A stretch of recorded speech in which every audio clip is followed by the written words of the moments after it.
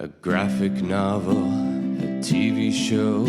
Well, it's not TV, it's HBO. And will this thing succeed? And by how much, man? And some might cheer and some might scoff because it's Damon Lindelof. But either way, we're off to watch some Watchmen. Watching Watchmen, talking Watchmen, analyzing Watchmen, and maybe arguing over Watchmen.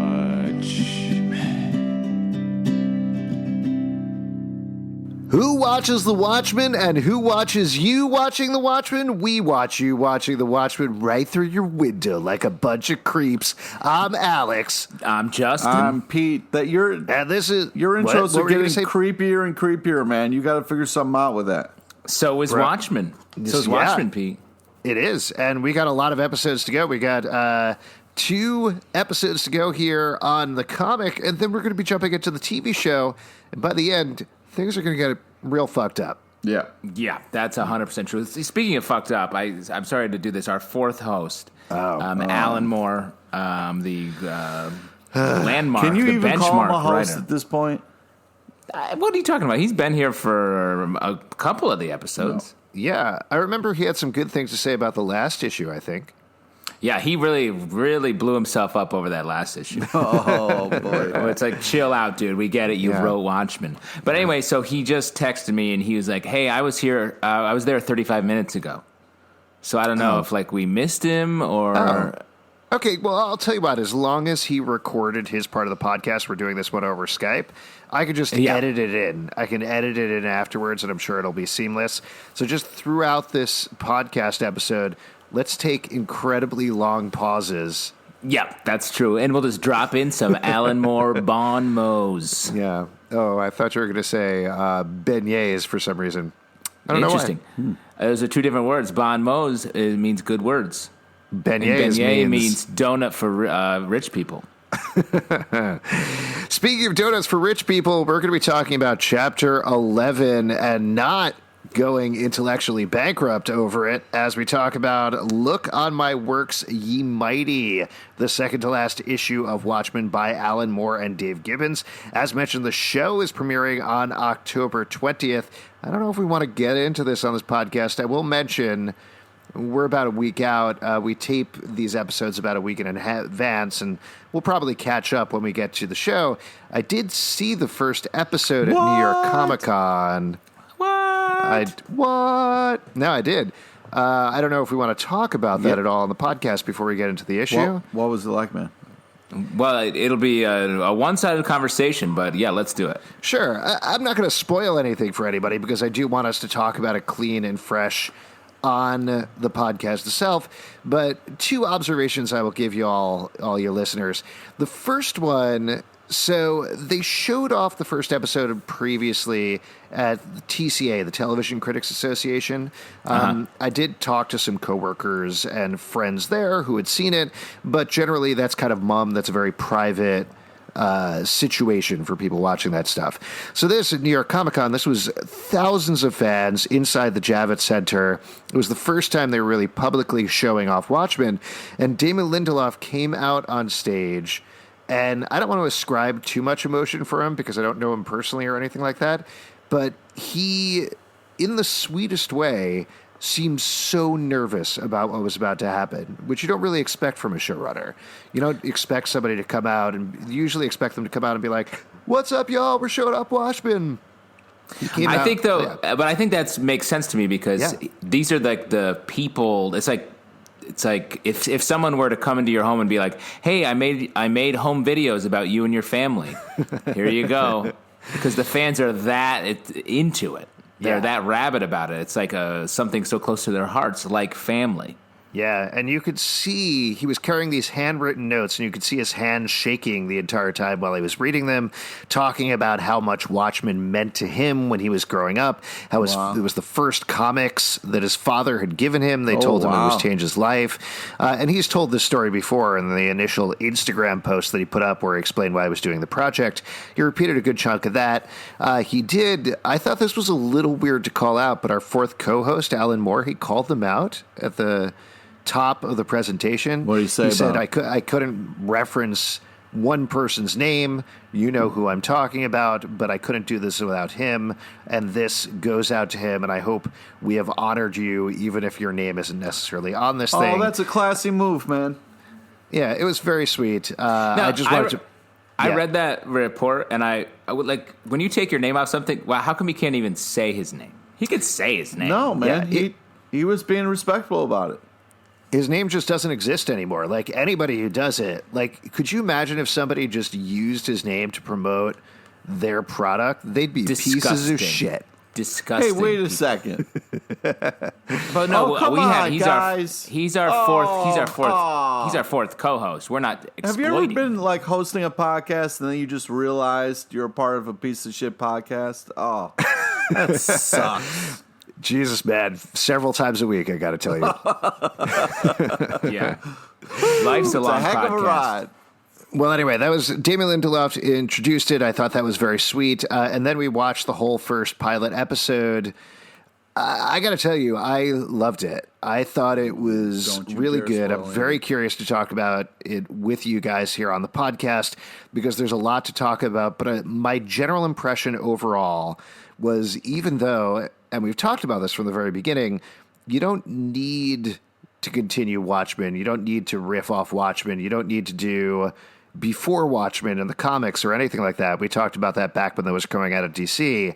But if you are going to do it, I'm glad that it's good. And that's what I thought about this pilot. It was clear that if nothing else, they have put so much thought into every single frame of it. Nice. And to me, it matched my hopes of what I wanted out of the show. Wow.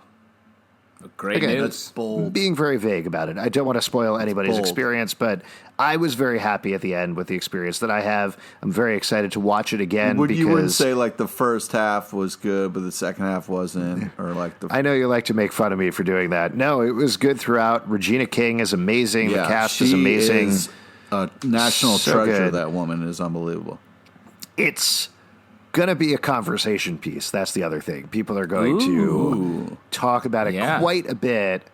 Because even when it honors and echoes and reverberates off of Watchmen, the comic that we're about to talk about, it's very much its own thing, and it's almost, in a certain way, in conversation with Watchmen, the comic book. Again, I know that's being very vague, but it'll make more sense when you watch it. Weird. It's in conversation. So you're telling us to watch this Watchmen show. Is that what you're saying? Yeah, I'll tell you what. I know we were kind of waffling about this. Let's don't waffle the Watchmen. Don't waffle the Watchmen. But do buy our Watchmen branded waffle makers made with our good friend Alan Moore. We sell them by Le Creuset. Oh, man. Le Creuset's excellent partner for this Watchmen themed waffle maker. Every nook and cranny is full of syrup and bean juice. What? Oh, there was one other thing that I wanted to mention to you guys about the Watchmen premiere. So I went to the Watchmen party afterwards. Man, you went all Watchmen. I was all Watchmen all the time. Now, this was actually the thing that made me feel a little uncomfortable about the whole monetization of the whole thing. As opposed to the premiere, monetization of the whole thing. Okay. Where as opposed to the premiere, where they were very respectful of everything, to go in and hear like a DJ blasting 90s dance music and people dressed in cosplay wandering all over the place. That was a little weird. But the main thing I wanted to mention to you, which I was very excited about, we've talked about previously in the podcast, they had Watchmen-themed drinks. And in fact, they had a Dr. Manhattan. Ooh. Oh, that's good. That's nice. Now, I know your recipe was a Manhattan with a big blue dick in it, right, Justin? No, I believe my recipe was stirred with a regular dick. Oh. It doesn't have to be blue. Unless you happen to have a blue dick, and not naturally, then please. I've been freezing my dick all night just to make sure it's like nice and blue when I stir my cocktails. Oh my god! Wait, so Alex, you could just get a vasectomy. I just want to back up the truck for a second here. It's much cheaper to just stick it in the freezer. What's up, Pete? You thought it was weird that people who looked like they were going to a Comic-Con were at the party that was for Watchmen. No, what I mean by it is that Watchmen is a very particular thing, and without being too snotty or gatekeeping about it seems that like it was just a regular Comic-Con party where they were like, here we go now, and everybody's, dancing around and getting drunk I love that and song. partying. I don't like the way you're putting a tone on that. I think it's a great song. Oh, you're missing my point entirely, Pete. Wait, Alex, are you saying you were bothered by the Alan Moore jalapeno poppers they were serving at the party? Yes. Can I give you the recipe for a Dr. Manhattan, then we'll move on? Okay, great. Yes, please. Okay, a Dr. Manhattan, according to them, is 4 roses bourbon, splash Curacao liquor, Bianca vermouth, and orange bitters. The Curacao is that sounds horrible. Disgusting. That's what makes it blue. I'll tell you what, it made it blue. Wasn't great. I could have told you that from that list. Curacao is a bad thing. What are you doing? I'll tell you what, I got drunk and I made some very poor decisions later that night. Yes. Extremely poor decisions. Ooh, good for you. When do we get into those decisions? Yeah, when do we talk about that? Which podcast just very is that? briefly, and then we'll move on. I bought a ticket to go see Joker. Ooh, ooh. After everything you said. Yeah. You're a sellout, man. I was very drunk. We'll talk about this some other time. Let's jump into Look on My Works, Ye Mighty, Chapter 11 of Watchmen. This is the big issue. This is the big one.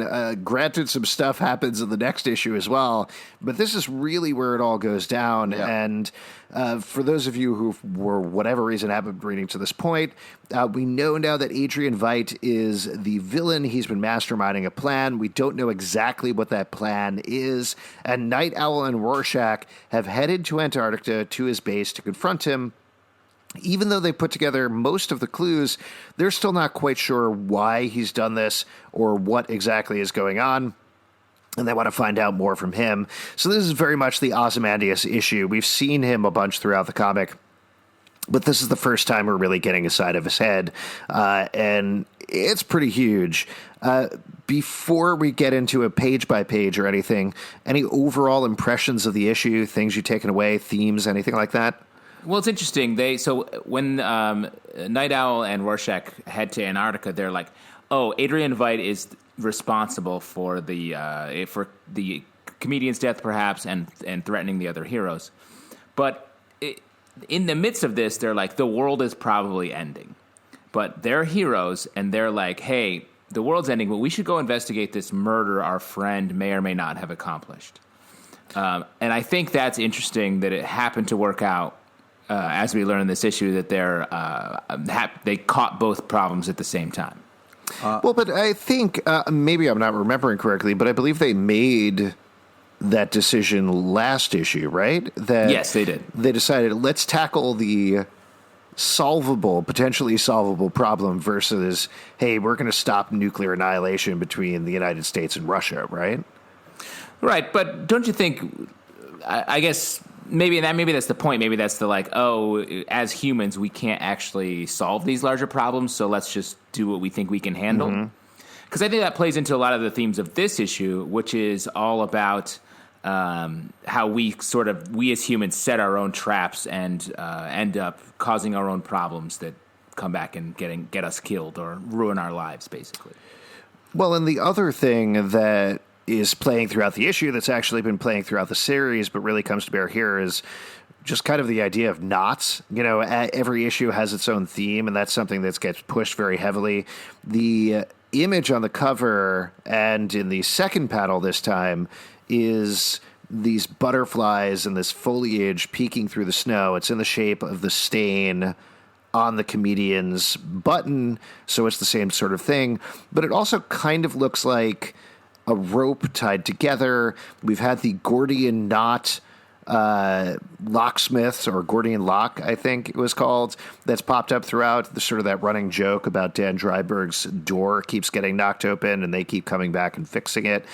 But throughout this, we get the idea of knots. And what I took away from that is that we are all intrinsically tied together, but often it's hard to tell a knot from a tangle, if that makes sense.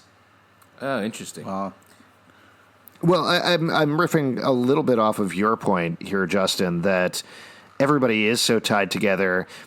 When you look at it up close, Nite Owl and Rorschach are heading there, and they're like, okay, what is this small solvable thing? We can untie a knot, right?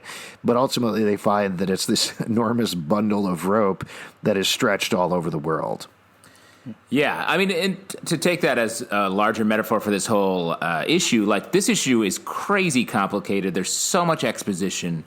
All the Black Freighter stuff, when I was younger reading this, I was like, okay, let's get back to the story. But I feel like maybe it's a sign of maturity or growing up or being interested in different things anyway, that's the stuff that is so intense here. The metaphor of that is so great, juxtaposed against both the people at the newsstand and the crime that happens there, and then the larger story of Adrian Veidt's rise from being just a rich genius to having this plot to save the world by killing half of New York City. Well, I just want to mention, to get back to the thing that you said about the Black Freighter stuff, I agree with you. It's the same sort of thing. I basically skimmed it the first time I read it when I was younger. So, yeah, going back now when we're really delving into it, it certainly makes a lot more sense. But there's a very funny exchange towards the middle/end of the issue when Bernie, the newsstand owner, finds out that the dude who's been reading the Black Freighter the entire time is also named Bernie. And he says what we've all been thinking, the dude on the ground, he says, why do you keep coming back here for weeks and reading that over and over? And the younger Bernie says, because they don't make sense, man. That's why I got to read them over. And I think, A, that's a very funny exchange. B, it ties into that whole knot thing of him trying to unravel what's going on with the Black Freighter. But I think that also points to exactly what you're saying. It's that divide between youth and older. Not that Bernie, the newsman, has any real idea what's going on, but the younger Bernie is just like looking at it as a kid and is like, I don't know why these pirate comics are like this. And then it isn't until later that you really get them. Yeah, it is funny that the Bernie character in there also, he's young and he also doesn't read it, just like we also didn't really read it when we were reading this comic. Yeah. Man, Alan Moore gets it. Except for showing up on time for a podcast. I mean, overall, it's, it starts kind of real, interesting, tying stuff in, but the ending is so massive. Like, that ending blew me away so much that I was like, that's when I went back and started rereading stuff, and like the interview at the end of this, I read that all the way through. That's the first time, like, that ending was so badass, and that was such an amazing, like, villain monologue thing that I was like, oh my god, this comic just went from being like really interesting and beautifully drawn and well done to like a whole different level of respect. I mean, I agree with you. The level of just mastery of the art form to pull off telling a story this complex with all these crazy details in it, and also making the end reveals truly shocking, and have a great fight sequence in the middle. This revelation about Adrian Veidt, and he kills his assistants through boredom, mostly, I think, is great. Like, it's just such a great issue, and it does so much. I don't know if you were talking about reading it this time or the first time you read it, Pete, but I got to tell you, I knew exactly what was going to happen. But when you get to that final line from Adrian Veidt where he says, I did it 35 minutes ago, I cackled when I read it. Like, this time, too, because it's so good, even if you know exactly what's coming. Yeah. The way it still gets you. The way the word bubbles are paced out, too, it just hits it in a perfect rhythm. Yeah, it's it amazing. really does. And he's a cocky motherfucker. He is. He's a cocky motherfucker, this guy. So the other thing that we're touching on a little bit here that we should mention, and then I guess we probably will page by page a little bit, but there's two things that are going on in this issue. We're following Nite Owl and Rorschach as they are approaching Adrian Veidt's tomb, palace, fortress, whatever you want to call it, and confronting him, ultimately him laying out his whole history and plan and exactly what's been going on the entire time, cresting in this, I did it 35 minutes ago. And then we're watching what's going on the street corner with the newsstand as every single regular human character we've encountered over the course of the past 10 issues all come together at exactly the same time and exactly the wrong time. And it isn't until later that we realize that we've been watching what happened in the past. We're watching 35 minutes ago through this entire thing.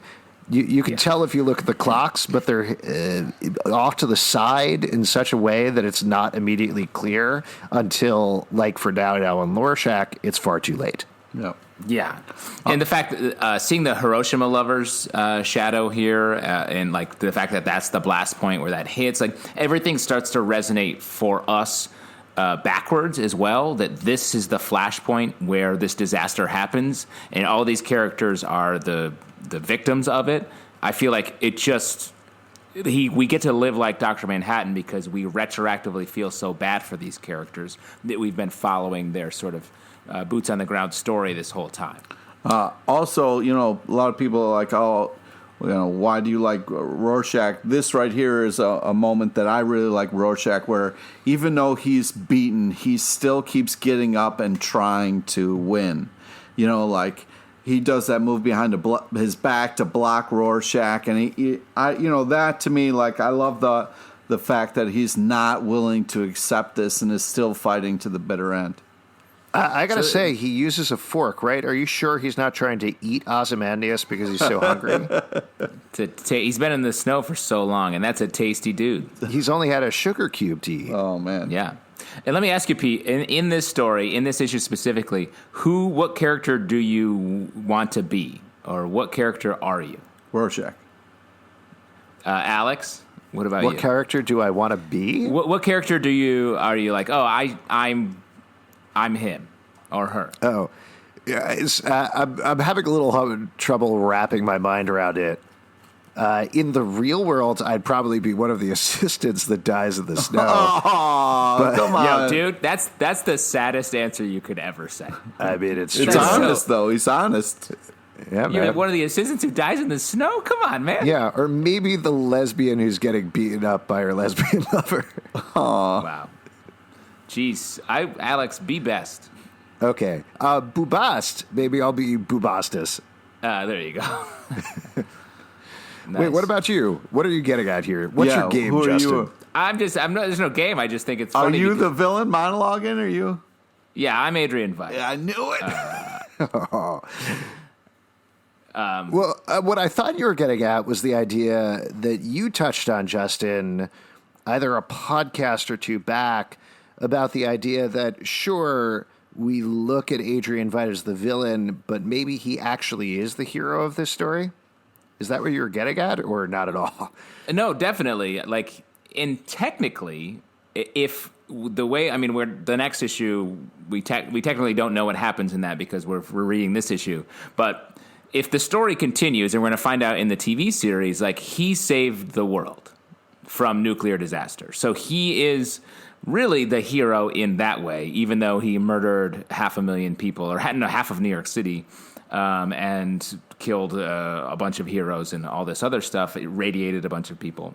But I also think like this issue sets him up in that way because he's talking about how the ills of the world, how humans just are built to kill each other, kill the environment. And these things resonate so hard with our current life and politics and global disasters. Like it's crazy how this series was written so long ago and feels so present. I completely agree with you on that. I would argue that this issue makes a very strong and not completely subtle case that Adrian Veidt is a psychopath, unrelenting. A sociopath. Sociopath, yes. So just to walk through this a little bit, because I do want to talk about that. Actually, I'll mention a couple of things that come to mind in terms of Adrian Veidt that I think you could certainly read into it. When he's telling his story to his assistants, he tells his backstory, explains that he was raised rich by his parents. They died when he was 17. There's a shot of him, I believe, sitting on one of the graves. And the implication that I took away from that is he probably killed his parents. Yeah, he murdered them. I agree with you. That especially all I was going to say is particularly because Rorschach says he's never killed anybody, which contrasts very directly with, but he probably has been killing people as long as he has had the capacity to kill. Yeah, I mean, I think he's someone who doesn't value other humans' lives, the lives of other humans. And that's true sort of, especially through this story, and then again at the end when we realize what he's done, because he thinks of himself as this the man above all other people. Right. There's also the other thing that's running through Ozymandias' backstory is his rivalry with the comedian that plays out throughout this issue, which very much straddles the line in terms of how you interpret it. Ostensibly on the surface, he talks about the first meeting between Ozymandias and the comedian. It's something they revisit in the back matter, which seems like this very classic heroes fight before they team up type thing. But they're very clear about the fact that the comedian beats Ozymandias, which, again, on the surface, if you wanted to read the comedian as hero, he's actually beating a villain in that case. And once again, that paints Ozymandias as villain, except for the fact that, as we know throughout reading this comic book, comedian is a pretty awful dude himself. Yeah. Well, I think they see each other, or at least this is mostly from Veidt's perspective, but they're both sociopaths in the way they value other human lives. And I think the fact that Adrian Veidt is using the comedian's his whole plan is inspired by the comedian and is basically a joke, or as he calls it, a prank. So I do think he kills him to prove that he's the better man, but the comedian's sort of POV or philosophy is what Adrian Veidt actually just sort of steals and uses to execute in his plan. Yeah. Should we walk through this issue? Should we go a little page by page over here? Let's do it. All right. So we do start off on that first page where he is laying everything out about his philosophy.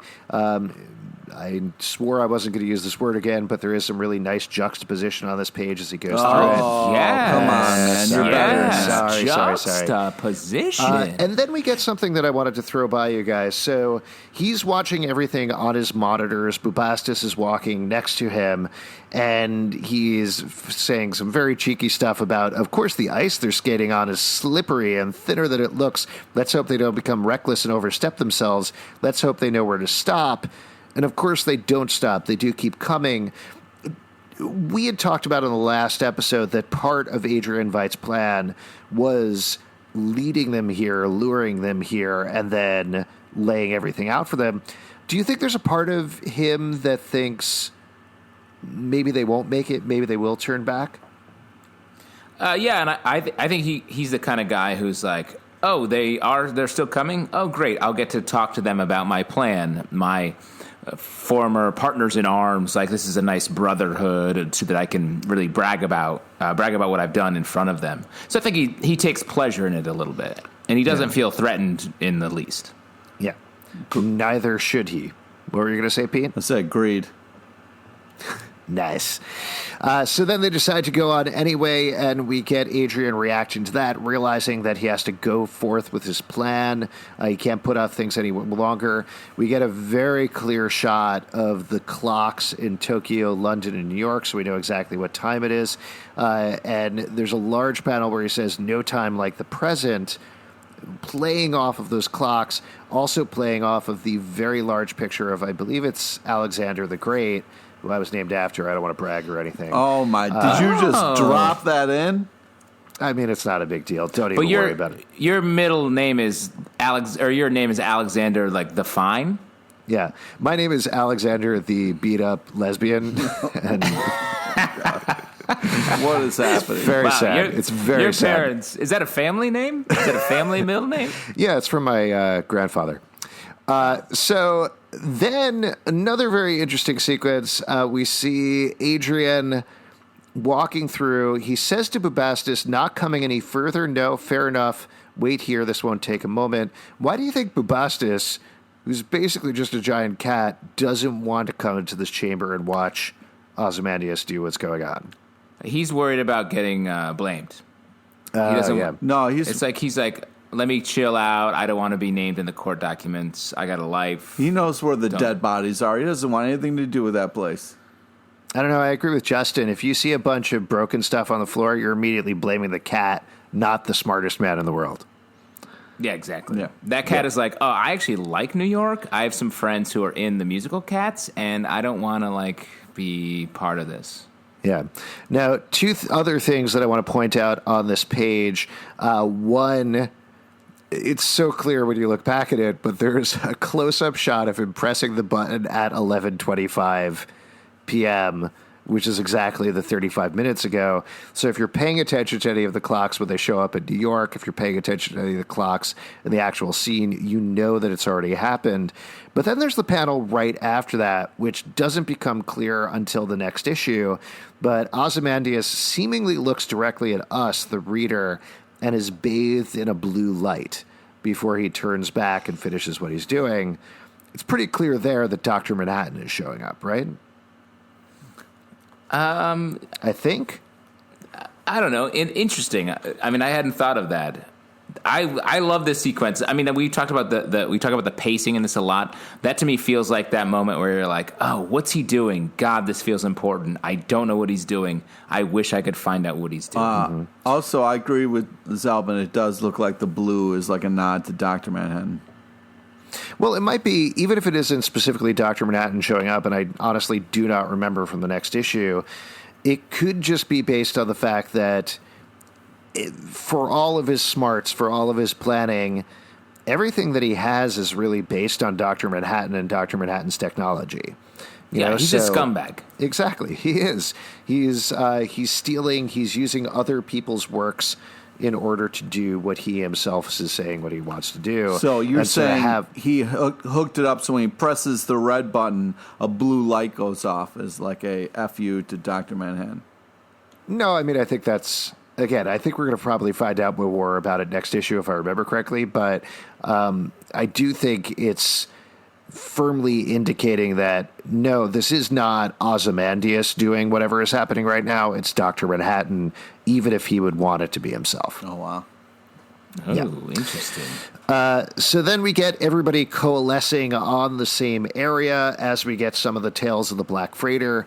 We do meet the girlfriend who also, she's part of the Knot Tops, this gang that we've touched on now and again. That's another Knot reference in the issue. And then also we get the big revelation of the tales of the Black Freighter, which we kind of already knew from reading the previous issue, but the character himself realizes the classic "Are we the baddies?" moment where he comes in, he's beating up what he thinks is a pirate, and it turns out he's kicking the shit out of his wife in front of his kids. In horror, he realizes he's become the evil that he thought was coming for him and coming for his family. Same sort of thing that's going on with everybody in the world. They are becoming the evil that they thought was coming for them. And then we cut back to Ozymandias in his big dome entertaining his three assistants. Now, you mentioned that he's being an asshole earlier, Justin.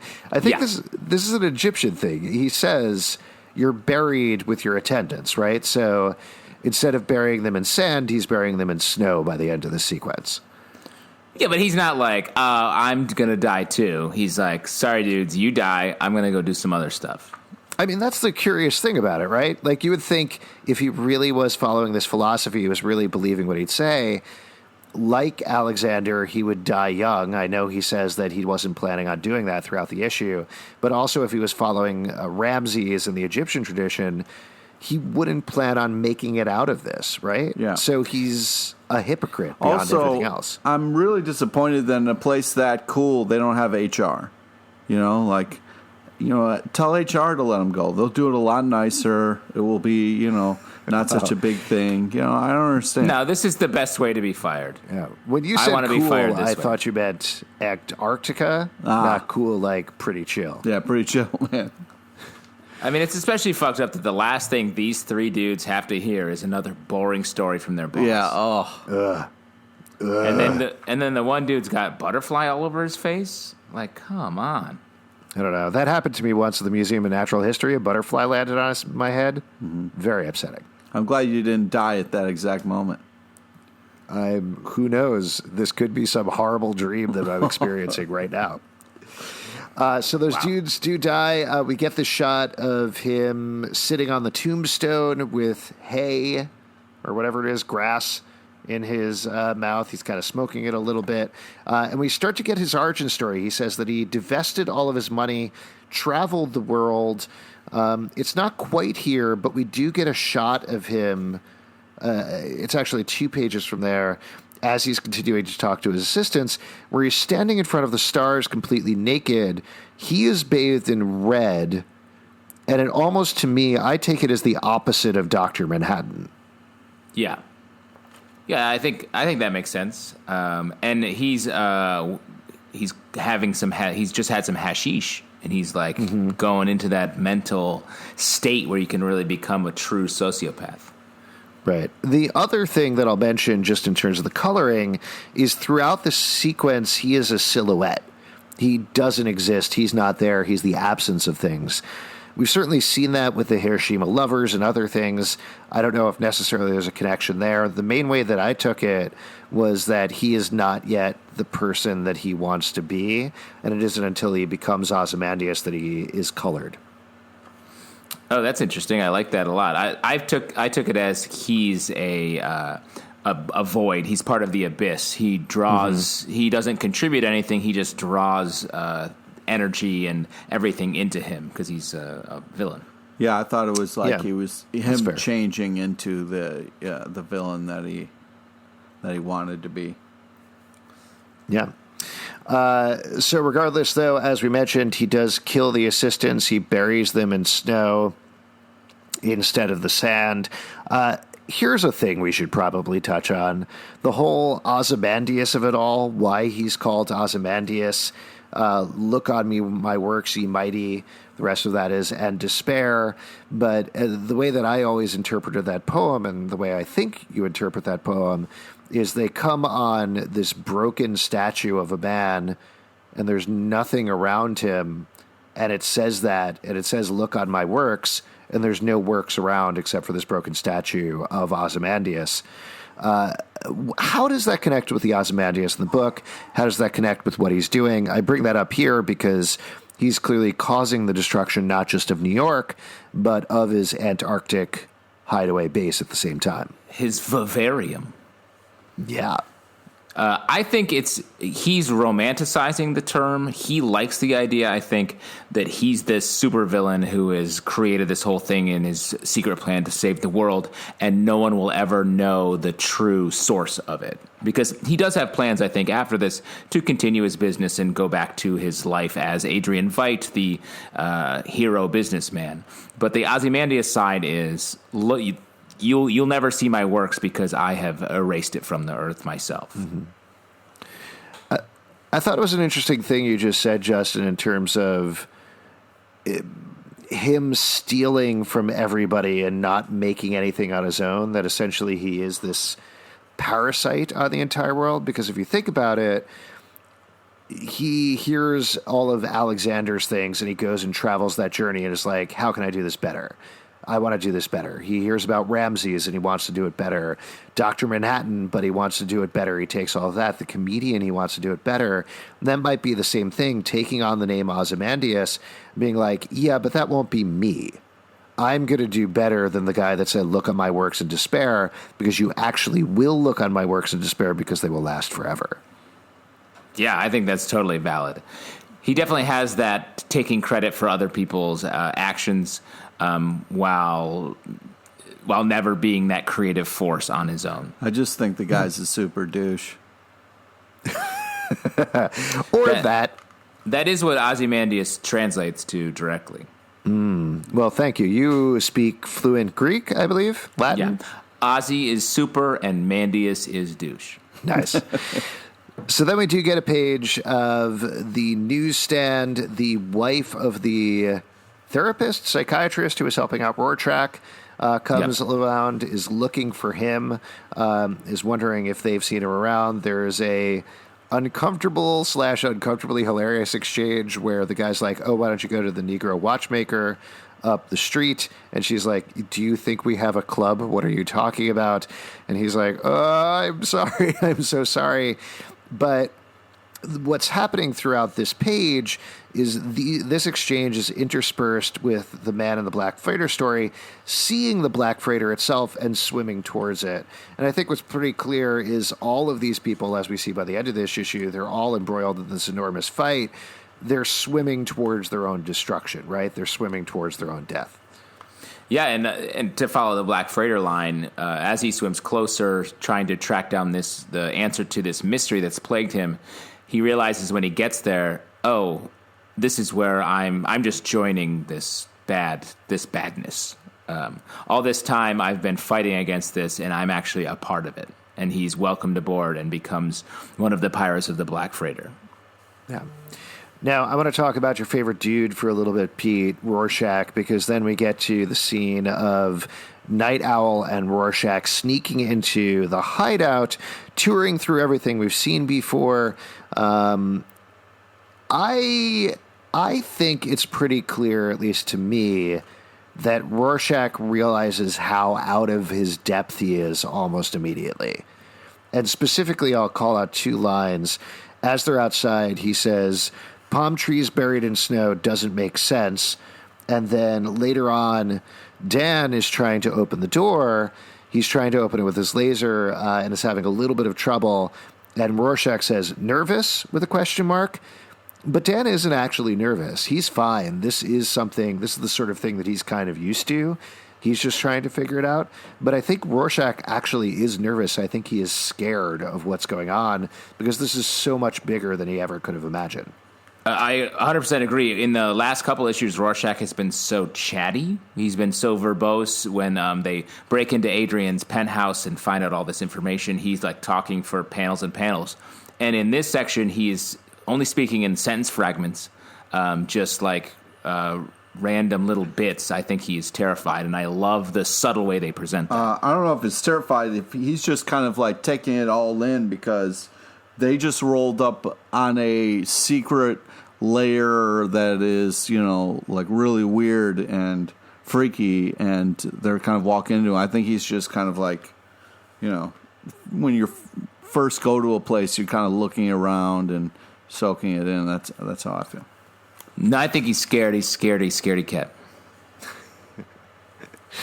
You're a douche. Yeah. Do you mean Amandias? There's one other thing that I wanted to point out. So as they're walking through the base, we get to see a couple of rooms that we've seen before. We see the room with the big Alexander painting. We see the chamber where he transported the squid, as we find out next issue. They walk through the stairs that he's walked before. But right as they come in, we see a weird sort of domed structure.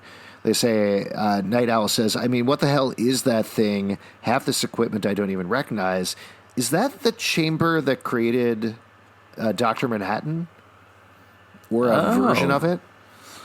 Interesting. I mean, I had never thought that. But I don't know. I guess it just seems a weird thing to call out in particular, right? Yeah, it reminded me that, that's the only thing we've seen close to anything like that. So you got to kind of assume he tried to make his own Dr. Manhattan.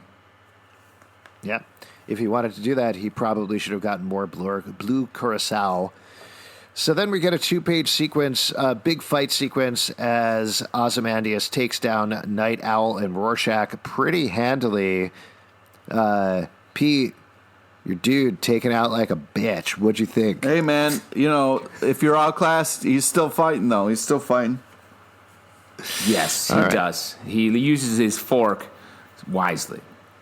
So the interesting thing I think about the structure of the issue here is the first half of the issue when he's talking to the assistants, he's repeating his past, right? He's laying that all out. But then we get this big 2-page spread in the middle, this fight sequence that's mostly silent. And then after that, we get to see the superhero history that we've heard about and seen so far, but through Ozymandias' perspective. So it's almost these two halves of these histories laying out for the assistants who are part of the overall grand scheme. He's laying out that part of the history. For the superheroes, he's laying out the superhero history, is how I took that, at least. Oh, yeah, I think that's great. Yep. It also it fits nicely in the first part of his story and the second part of his story, timing-wise. But again, real cocky to be telling your plan literally while you're fighting the heroes. Yeah. On the Rorschach bend, it's so weirdly upsetting to see Ozymandias rotating his mask. I know that's such a specific thing, but like seeing him take his mask and kind of twist it so that what Rorschach has called his face isn't on right makes me very sad for Rorschach at that moment. No. Did you feel that way? Yeah. Pete? Yeah, that was definitely like a low blow. Yeah. Cool. Thank you for It's like elaborating. Pete, if I was fighting you and if I just like shaved off your goatee while I was fighting you. Oh, Jesus. Which is what I will do. Well, since I have a beard, that would be weird that you would do that, unless you were talking about going back in time to when I did have a goatee. No, but your goatee is your power. I will shave just the goatee and leave the beard, which is even goofier. I would have to turn it into old school mutton chops then. Yeah, and who can walk around this planet with mutton chops? That's a good point. Yeah, it just reminded me of like if you had someone who's shorter than you and you hold their head and they're just kind of flailing their arms and they can't hit you. That's kind of what he was doing. It's a super douche move, just like you're not even worth my time, I'm just going to pull on your mask and that's enough to like make you useless. But they're not. I mean, they show up here and he dispatches them instantly, and then they're literally just following him around while he tells more of his story. Like, they're there to stop him, and then they're just like, oh, cool, yeah, take us on a tour of your cool place. Yeah, got any snacks? We're pretty hungry. Any sugar cubes or anything like that? Love a good sugar cube. So they do wander around. He lays out the whole plan. He explains how he killed the comedian. He gave several people cancer in order to frame Dr. Manhattan and get him off planet. He heard about Rorschach's thing. I thought this was an interesting detail. It sounds like he didn't plan his own assassination until Rorschach started sniffing around. So It's interesting that there's a certain level of improvisation to what Ozymandias is doing. Yeah. And that's smart. But also, like, this plan, the odds of it working out are insane. Like, he started his plan by just irradiating some random people. Like, that's wild. The only reason it seems cool is because we're here at the end of it hearing how great it was. Yeah. If he walked up to you and was like, I have this plan to save the world. I'm just going to irradiate these strangers for the next couple weeks. It's like, what, dude, are you talking Dude, about? that's a real chess move, man. He's using the pawns that he has. I think it's a boss move. I mean, when you think about it, there's so many villain plans that never really happened, But That's what I'm saying. But this is like a guy who, like, you're playing Monopoly with, and he's like, haha, I'm going to run waterworks. It's like, okay, man, we're going to quit in 20 minutes, so do whatever you want. But that also points to something that we've talked about all along, which even he cops to. Everybody calls him the smartest man in the world. He's not actually the smartest man in the world. He's very smart. But to your point, Justin, his main plan is, I'm going to build this big monster, get a bunch of Hollywood screenwriters to work on it, and then teleport it into New York, and then cool times everywhere. And then most of the rest of the plan is, shit, I got to do a bunch of cleanup on all these people that figured out my plan. What do I do now? And he's remaining very cool about it, but it's not as perfect a plan as he wants to let on at all. No, he fucked up. Yeah. When you got to shove a pill in a dude's mouth in the fountain of your own building, like... Yeah, it's getting sloppy. Cool. It's getting sloppy. Yeah. So then we get to the big moment as the New York City street starts to clear out from the fight that's happening in the background, which itself is very sad because we do get to see this lesbian couple devolving into a fight. We didn't even touch on there's this incredibly sad moment where the gruffer member of the couple who's being broke up with is like, I just want to sleep with you. I just want to fucking sleep with you. I just want to feel something. I just want to be happy. I want to die.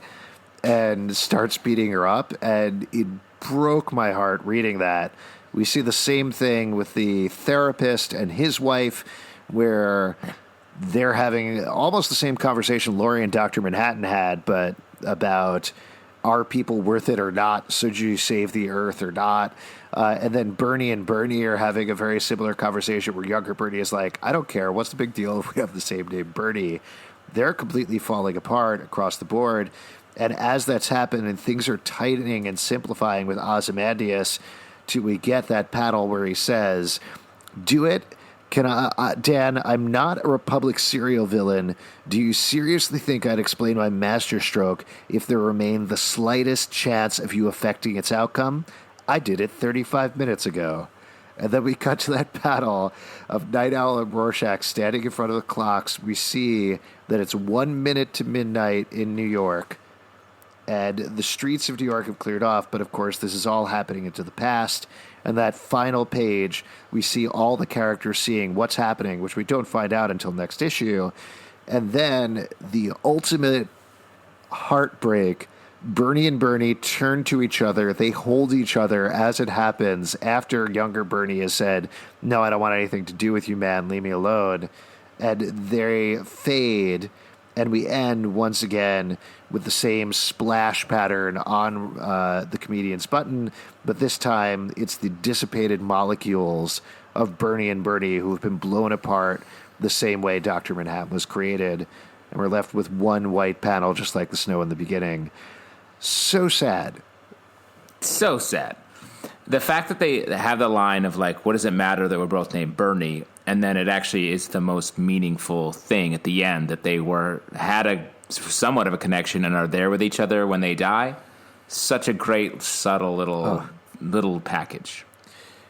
Well, and it pays off, like we touched on earlier in the podcast, all of these various things that, of course, aren't randomly thrown in there, but feel like they're semi-randomly thrown in there, like the newspaper people, like the therapist, all of these characters. We lived with them so long beyond the quote-unquote main characters in the book, all for this moment. Also, we could feel this moment and understand the weight of this moment. Pete, how did it hit you? I mean, it just, it sucked, man. Really, it's such a powerful ending after, like, such a, oh shit moment. It's like, you know, it's you really feel it. And then the back matter, of course, is a Rolling Stone style interview where the interviewer puts themselves in the interview way too much, where he's talking to Ozymandias. Of note, it takes place in 1975, which is about when he has started to kick his plan off. We have about 10 years there where he's putting it into action. So there's little hints there, there's little touches there. But already you get a sense of where Ozymandias is heading, even though the guy himself doesn't realize it. Any final thoughts about this issue? Just like I said before, the storytelling here, the way it all culminates here. We have gotten all of the heroes' sort of origins at this point, all the characters' origins, and now we're here at this final moment where the trap is sprung, and it's just great. I live for the day when I can somehow capture the moment of, like, oh, I did it 35 minutes ago. Yeah. Pete, any final thoughts from you? I'm spent, dude. Oh, man. Rough evening for Pete. Well, I just think that, like, you know, we covered it. It's a powerful ending. It is absolutely a powerful ending, and this is a powerful ending to our podcast. If you'd like to support us, patreon.com/Comic Book Club. Also, we do a live show every Tuesday night at 8 p.m. at the People's Improv Theater Loft in New York. Come on by. We'll chat with you about Watchmen.